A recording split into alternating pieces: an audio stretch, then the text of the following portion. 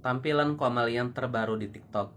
Pasti di antara teman-teman, sebagian dari kalian ada yang kepo nih.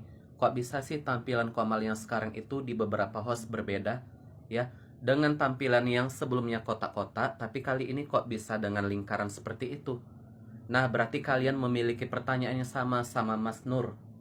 Ya, seperti yang ditanyakan oleh Mas Nur, bagaimana sih tampilan Komal yang terbaru?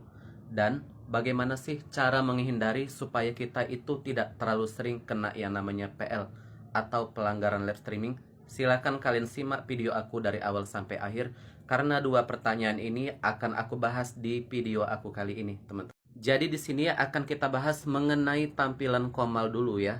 Caranya, kalian cukup masuk ke halaman awal saat kalian ingin memulai live streaming. Kalian scroll halaman kalian ke kiri sampai kalian menemukan tombol obrolan suara yang ada seperti stiker teleponnya itu, teman-teman.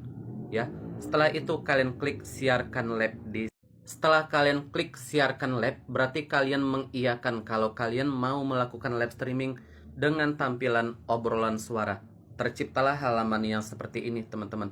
Kalian live streaming dengan tampilan yang seperti ini. Nah, jadi di sini kalian tinggal undang dengan mengklik tombol tamu yang di sebelah sini ya. Ya, otomatis tampilannya akan berubah seperti halaman berikut ini, teman-teman. Nah, tampilannya akan seperti ini ketika kalian sudah mengundang beberapa tamu kalian ya. Jadi, di live streaming yang seperti ini, kalian tidak bisa menampilkan wajah. Karena ini khusus live streaming dengan hanya menggunakan efek suara saja. Jadi, menggunakan fitur efek yang seperti ini, live streaming yang hanya menggunakan obrolan suara saja, memiliki kelebihan dan kekurangan ya, teman-teman.